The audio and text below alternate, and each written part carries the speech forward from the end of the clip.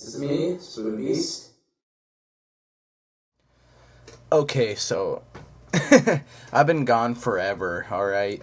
And I actually did not plan on making a video such as this, but since everybody else has been doing it, I thought I'd decide, since I'm a huge wrestling fan, to give my thoughts on,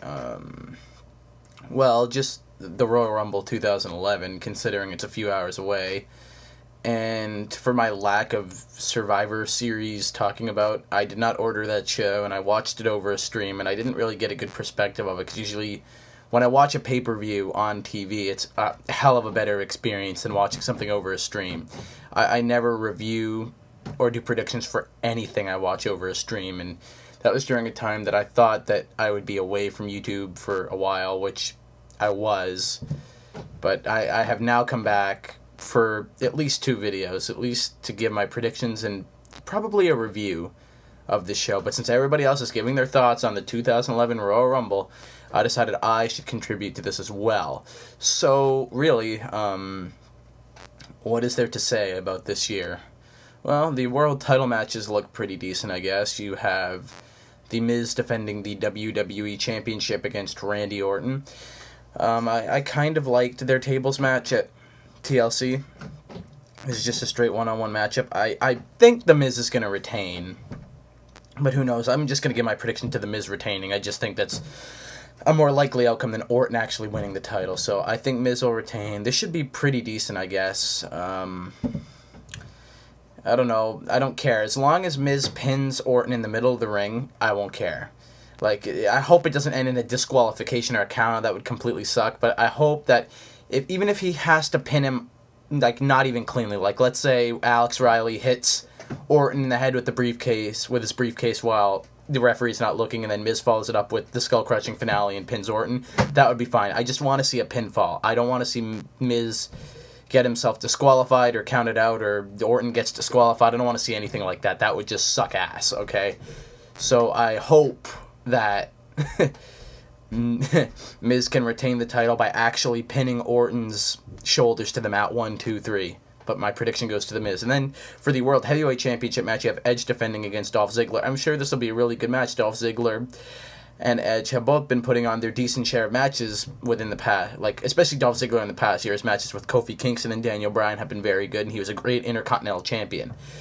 And Edge, when he's in the ring with a good worker, can work really well with that person. So we can hope this is just another, maybe a clinic that they could put on at the show. I don't think Dolph Ziggler has any chance of winning. I believe Edge will retain, and we'll have 2 world title retentions at the show. But it should be a good match, and I'm actually looking forward to it more than the WWE title match, because I think it's going to be better. And then, of course, the last minute, they threw on a Survivor Series rematch, a 2-on-1 handicap match with LayCool challenging Natalya for the Divas title.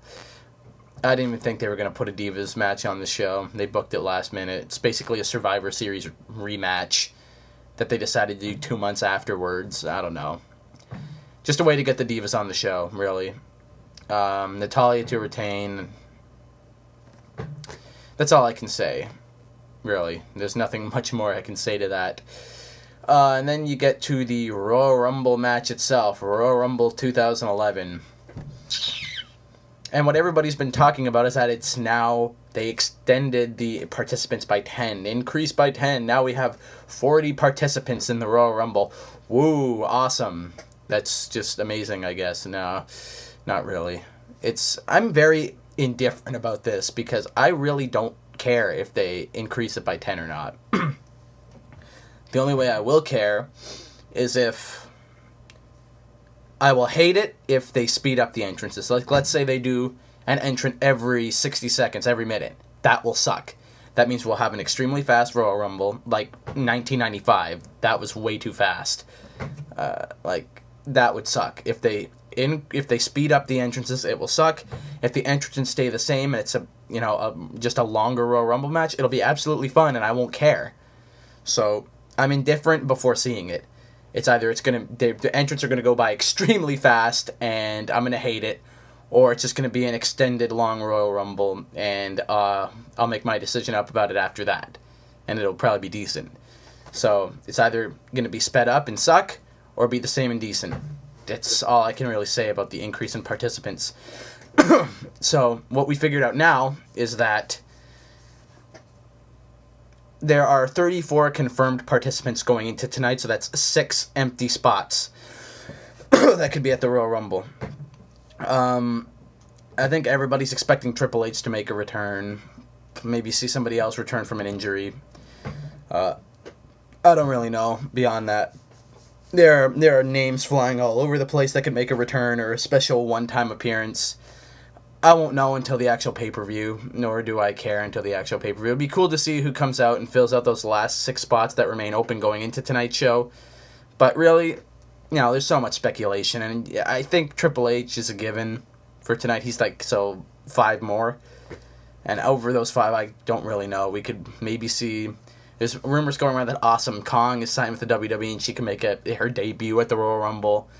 That maybe somebody from WCW like Booker T, due to WrestleMania being in Atlanta, could make a one-time appearance and make it have a WCW superstar in there. You never know. And I don't really know. So we'll find out tonight. But I'm sure Triple H is a given for tonight. So that really leaves 5 major empty spots. We'll find out. But as it stands, there's 6 empty spots going into tonight. You can comment on who you think they are, but for me, I just want to wait for the show and see. There's spoilers over who people think they've seen at airports and whatnot. It's really ridiculous. You might as well just wait to the show and watch it like everybody else. And as regards to who wins it this year, that is completely up in the open. This is the most unpredictable a Royal Rumble has been in forever.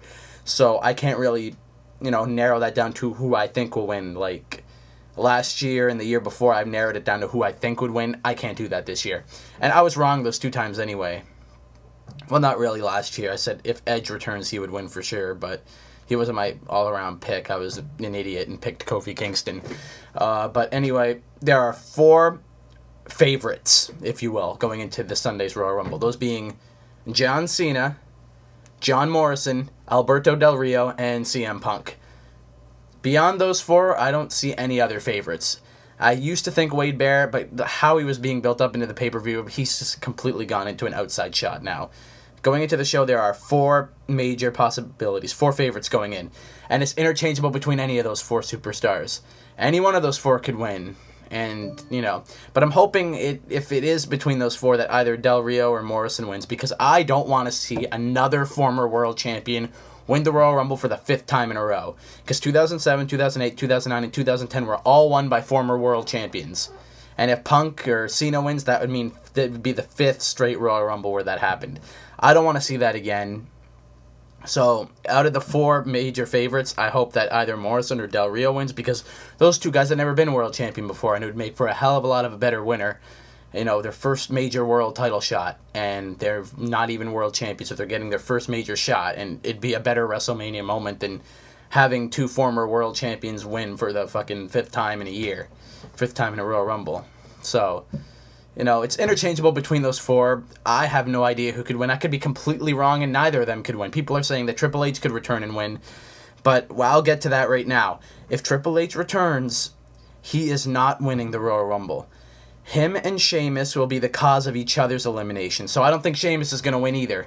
Both him and Triple H will cause each other to get eliminated. So if Triple H does return, Sheamus will be the cause of him and he'll be the cause of Sheamus. What I think will happen is that Triple H will find a way to eliminate Sheamus. Sheamus gets angry, illegally eliminates Triple H, and then beats him down. And that sets up for their continuation of their feud. So if Triple H does return, he is not winning the Royal Rumble. It comes down to the 4 favorites I mentioned earlier, and any one of those 4 are interchangeable. We'll have to find out who tonight is, and I could even be wrong about that, as I said. It could be somebody who we're not even expecting. So, we'll find out tonight, but I'm pretty sure it'll be one of those 4. That's it. That's all I have to say about this year's Royal Rumble. We'll find out tonight. We'll see if any predictions come true, because if any of those 4 win, I technically was right since I predicted one of those 4 and said they were interchangeable. So, yep, I'll see you guys all later. Enjoy the show if you're watching, and perhaps you'll see a review after this. My name is Spood Beast, but you already know that.